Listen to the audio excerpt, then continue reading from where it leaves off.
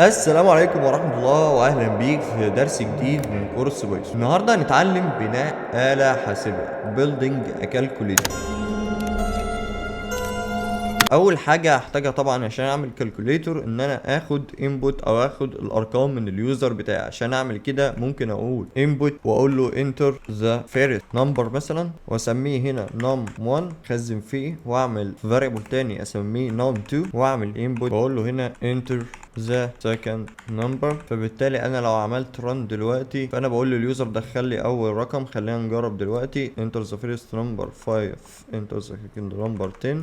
طبعا مش هيحصل اي حاجه لان انا ما قلتلوش نعمل حاجه. خلينا اقول نعمل variable اسمه result عشان نخزن اليوزر هيدخله معانا. اقول له هنا مثلا num1 زائد num2 واعمل هنا run وقلت هنا مثلا 10 و5. طبعا مش هيحصل حاجه لان انا قلت له خزن النمبر ده هنا وما عملتلوش برنت. فخليني هنا اعمل برنت ريزلت واعمل هنا رن واكتب هنا مثلا 10 و5.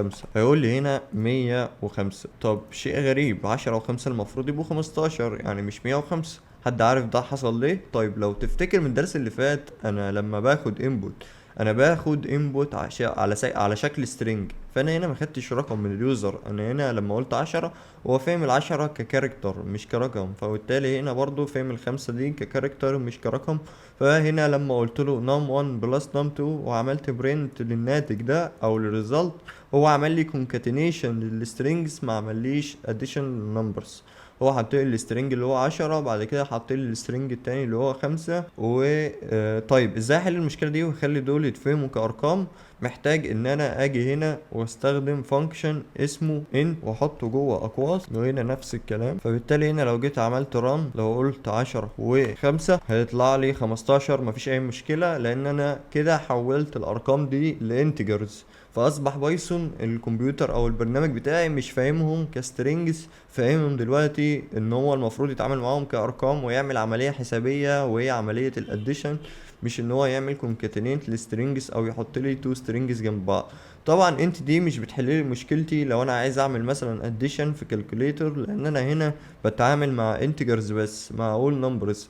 وعشان لا تفهموا قصدي، ولو جيت عملت هنا مثلا رن وقلت 15 ونص و10 ونص هيطلع لي ايرور، لان هو هنا جاي بيقول لي اهو انت استخدمت فانكشن انت لازم تستخدم فانكشن اسمه بيس 10. مش ما ينفعش تستخدم ديسيملز 15 مش 15 ونص. طيب عشان بحل المشكله دي بعمل ايه؟ بدل ما استخدم انت بستخدم حاجه اسمها فلوت. باجي هنا واعدل انت دي واخليها فلوت. برضو هنا كذلك اعدل برضو انت دي واستخدم فلوت في الرقمين بتوعي. فبالتالي لو عملت رن حتى لو حطيت ان 10 و5 هتشتغل و15 و5 هتشتغل. طلع معايا الناتج هنا 26. مفيش اي مشكله، بس هتلاحظوا ان انت كانت بتطلع لي 15 بس. فلوت دلوقتي بتطلع لي 15.0،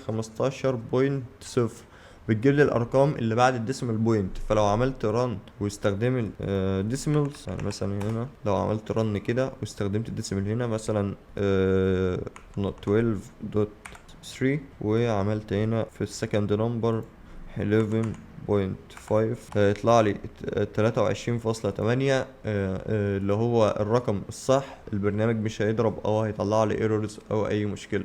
مراجعه سريعه تانية على اللي احنا عملناه، احنا خدنا انبوت من اليوزر كسترينج وبعدين خزناه في فاريبل، بعدين خدنا انبوت الرقم التاني خزناه في فاريبل سميناه نمبر 2، عملنا فاريبل سميناه ريزلت شيلنا فيه نتيجه نم 1 ونم 2 واستخدمنا فلوت كفانكشن عشان نحول 1 نم 1 ونوم 2 اللي انا باخده بشكل سترينج الرقم عشان الكالكوليتور او الكمبيوتر بتاعي او البرنامج بتاعي يعرف يعمل له اديشن ويطلعه لي بصوره رقم، مش يطلعه لي في صوره سترينج زي ما كان حصل في الاول من غير ما استخدم الفانكشنز. مثلا لو كنت كتبت الرقم كده زي ما استخدمناه في الاول خالص وعملت رن وقلت 40 و60 هيطلع لي 40 60. ده كارت شاشة كده مش النم بتاعهم ابدا. هيحط لي 40 ولازق فيها 60. فبكده نبقى احنا عملنا كالكوليتر بسيط جدا. ان شاء الله في الدروس الجاية لسه هنتعلم حاجات اكتر في البرمجة، وقدام هنعمل تاني تطبيق على الآلة الحاسبة، بس المرة دي هتكون بتعمل الحاجات اكتر من الجمع. في النهاية ما تنساش تعمل اشتراك في القناة وتفعل زر الجرس وتعمل لايك على الفيديو ده عشان الكورس ده يوصل ليك. والسلام عليكم.